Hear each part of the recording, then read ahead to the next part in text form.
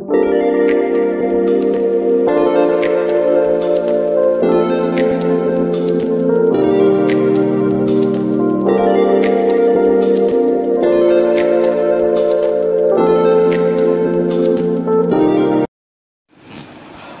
बच्चों, कैसे हैं आप लोग।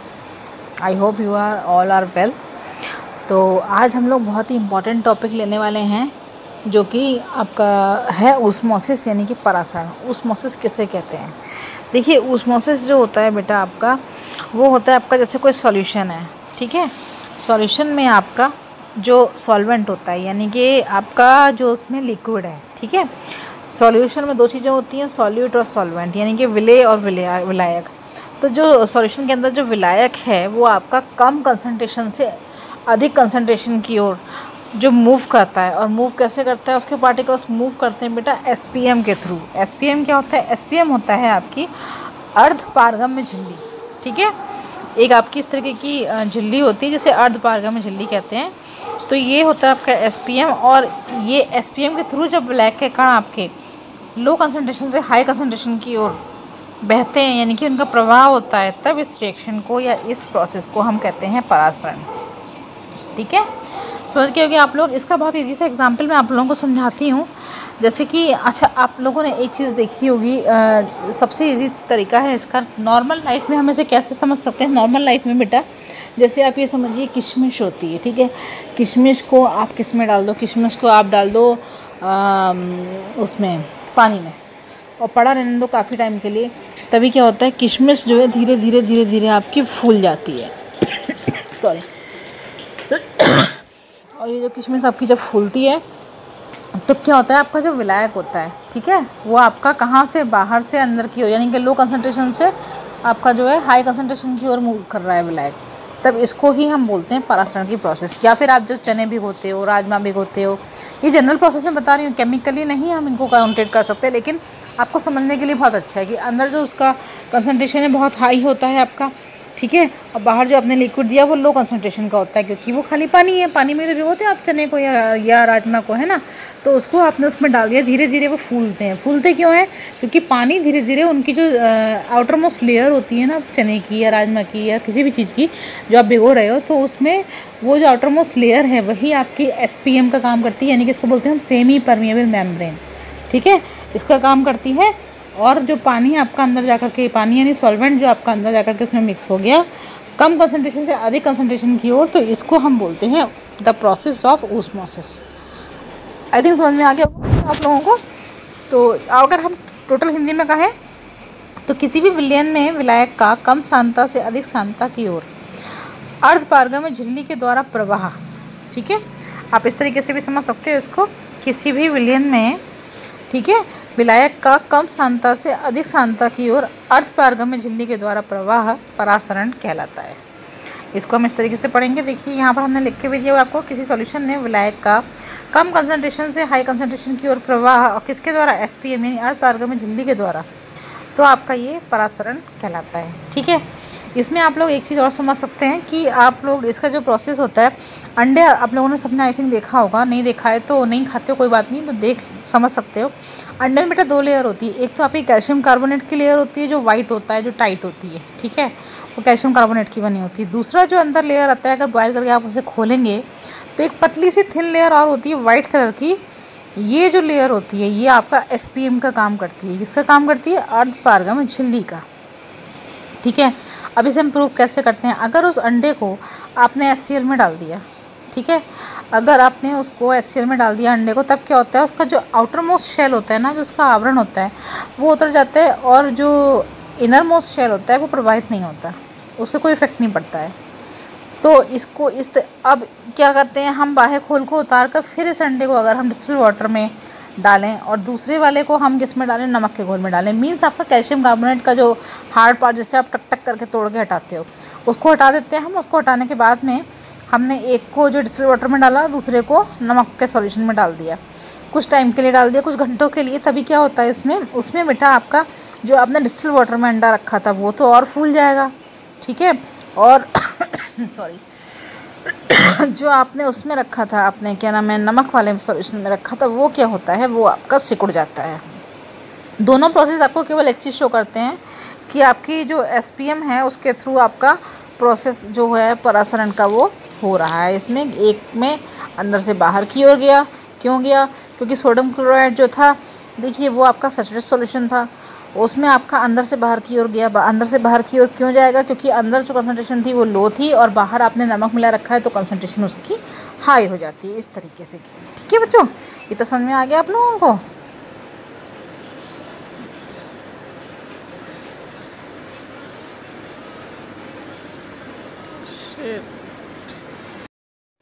नेक्स्ट टॉपिक है बेटा हमारा अर्धपारगम्य झिल्ली, या हम जैसे बोलते हैं सेमी परमिएबल मेम्ब्रेन। ये कौन सी झिल्ली होती है? ये वो झिल्ली होती है बेटा जो आपका केवल सॉल्यूशन में से जो सॉल्वेंट होता है, यानी कि जो विलायक होता है, यानी कि अगर चीनी पानी का घोल लेंगे तो केवल पानी ही आपका परमिशन अलाउ करता है उसको कि आप यहाँ से वहाँ मूव कर जाइए। अदर चीज़ को, यानी कि चीनी को, ये मूव करने की परमिशन नहीं देगी। यानी कि वो झिल्ली होती है जो केवल किसी भी सॉल्यूशन में केवल विलायक को ही, विलायक के जो अणु होते हैं उनको ही आर पार जाने की इजाज़त देती है, विलय के अणु को मूव करने की इजाज़त नहीं देती, तो उनको बोलते हैं हम अर्धपारगम्य झिल्ली। ठीक है, अब आप देखिए अर्धपारगम्य झिल्ली कौन कौन सी हो सकती हैं। देखिए एनिमल सेल, प्लांट सेल जो होती हैं वो आपकी अर्धपारगम्य झिल्ली हो सकती हैं, है ना। अर्धपारगम्य झिल्ली की तरह ये काम करती हैं। ठीक है, और आपका क्या होता है, और आपका होता है बकरे का जो ब्लैडर होता है, यूरिन ब्लैडर जो होता है बकरे का, वो भी आपका जो है एज ए एसपीएम यानी सेमी परमेबल मेम्ब्रेन की तरह वर्क करता है। आपकी अंडे की झिल्ली जो होती है वो भी हमने पढ़ा था, वो भी आपकी सेमी परमेबल मेम्ब्रेन होती है। किशमिश, अंगूर, यानी कि बहुत सारी चीज़ें ऐसी हैं जो आपकी अर्धपारगम्य झिल्ली की तरह व्यवहार करते हैं, यानी कि वो behave like SPM, semi permeable membrane. ठीक है, और केमिकली अगर आप पढ़ेंगे तो केमिकली किस तरीके से कहेंगे आप? देखिए फिनॉल की अगर आप लेयर रखते हैं जल और कैल्शियम नाइट्रेट के सॉल्यूशन के बीच में, यानी कि कैसे मैं आपको बताती हूँ। देखिए यहाँ पर आप जल ले लीजिए, ठीक है, वाटर का आप इसमें सॉल्यूशन बनाएंगे कैल्शियम नाइट्रेट्स के साथ में। ठीक है, कैल्शियम नाइट्रेट के साथ में आप अगर सॉल्यूशन यहाँ पर बनाते हैं तब फिर क्या होता है बेटा, यहाँ पर आपका इसके साथ में आप फिनॉल को ऐड कर दें। फिनॉल की जो झिल्ली होती है वो भी आपका क्या काम करती है, आपका एसपीएम का काम करती है। ये जो सॉल्यूशन में अगर आप फिनॉल को ऐड करते हो तो फिनॉल को ऐड करने के बाद में क्या होता है, ये आपका जो है कैल्शियम नाइट्रेट को इधर से उधर मूव नहीं होने देती, क्योंकि वो क्या होता है, वो एज ए सॉल्यूट होता है। ये केवल वाटर के मॉलिक्यूल को ही इधर से उधर मूव करने का परमिशन देती है। ठीक है, तो कैल्शियम नाइट्रेट और वाटर का अगर सॉल्यूशन बनाते हैं उसमें फिनॉल को अगर हम यूज़ करते हैं तो ये जो है आपका एक एसपीएम की तरह काम करती है वहाँ पर, और केवल वाटर के मॉलिक्यूल को ही एक तरफ से दूसरी तरफ जाने का परमिशन देती है।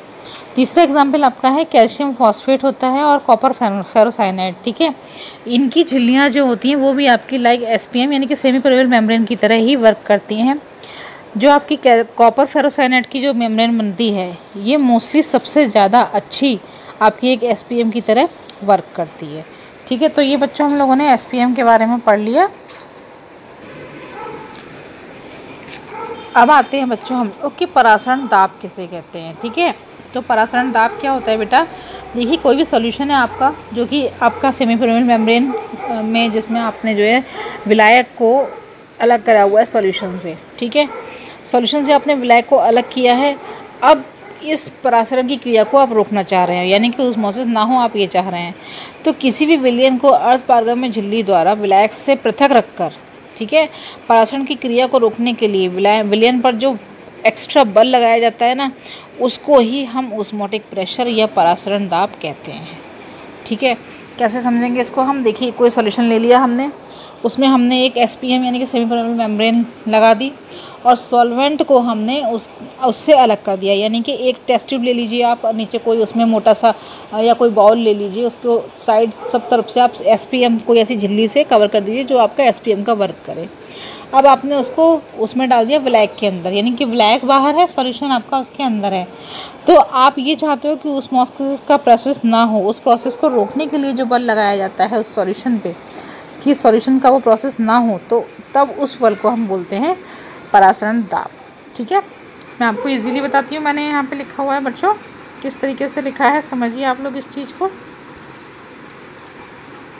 देखिए थोड़ा सा इसको हम बड़ा कर लेते हैं, आप लोगों को इजीली दिखेगा। किसी सॉल्यूशन को सॉल्वेंट से अर्ध पारगम्य झिल्ली द्वारा अलग रखकर, ठीक है, परासरण की क्रिया को रोकने के लिए विलयन पर लगाया गया अतिरिक्त न्यूनतम दाब परासरण दाब कहलाता है।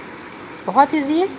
सॉल्यूशन आपने रख दिया, विलायक अलग कर दिया, बीच में अर्ध पारगम्य झिल्ली लगा दी। अब परासरण की क्रिया को रोकने के लिए विलयन पर जो दाब लगाया जा रहा है उसी को हम परासरण दाब कहेंगे।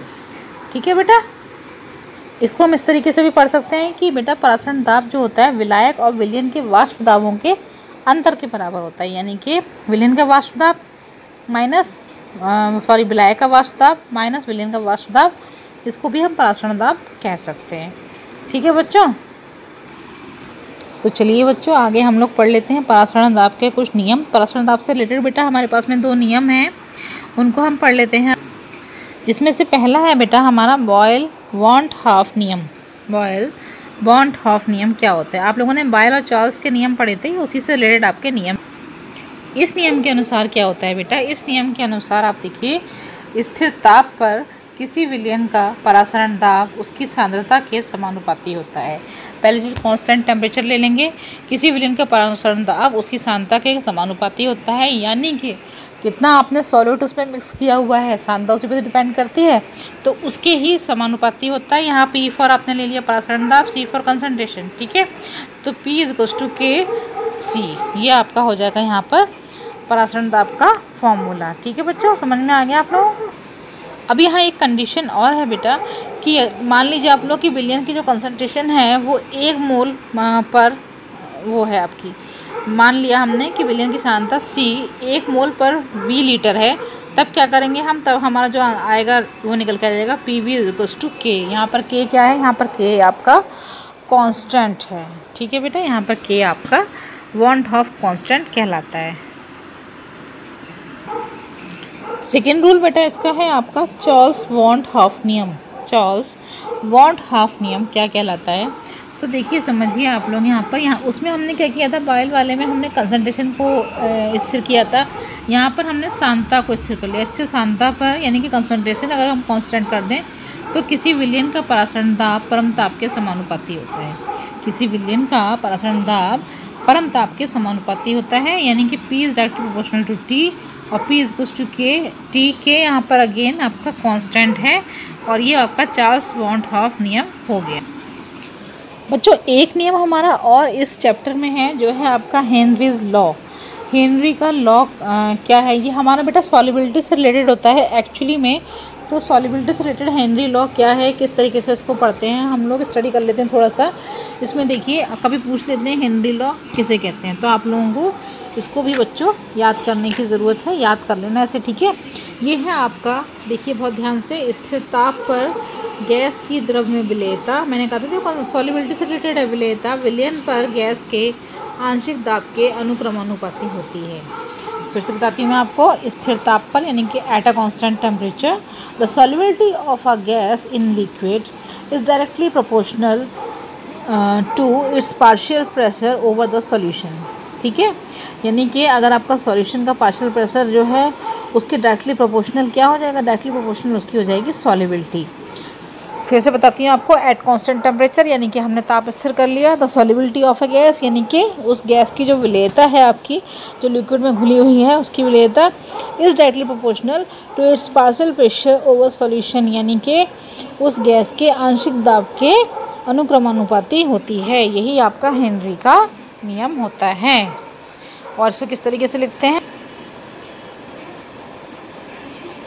इसको हम इस तरीके से डिनोट करते हैं बेटा, S = KHP। यहाँ पर S है आपका सॉल्युबिलिटी, P है आपका pressure of gas on solution और KH है हेनरी कांस्टेंट। तो यह आपका हेनरी का नियम हो गया। एक चीज़ और बेटा मुझे आप लोगों को बतानी है कि जो हेनरी का नियम जो हम पढ़ते हैं उसके अकॉर्डिंग अगर ताप और गैस की आप सॉल्युबिलिटी देखेंगे तब उसमें किस तरीके के अंतर होता है। मोस्टली जो होता है ना, गैसें जो होती हैं वो लिक्विड में अगर आप उसकी सॉल्युबिलिटी देखेंगे और तो उसको अगर आप जितना टेम्परेचर देते जाएंगे तो वो उसके साथ में घटती है। ये गैसों की टेंडेंसी होती है बेटा कि अगर आप उसको टेम्परेचर इंक्रीज़ करते हो तो उनकी सॉल्युबिलिटी घटती चली जाती है। ठीक है, तो आज हमने इतना करा बेटा। नेक्स्ट में हम ऑस्मोटिक जो आपका ऑस्मोसिस पढ़ा है उससे रिलेटेड कुछ टर्म्स हमारी रह गई हैं, उनको हम कंसिडर करेंगे, उनके बारे में थोड़ा सा जानेंगे क्या होती हैं। आज के लिए इतना ही आप लोग करिए।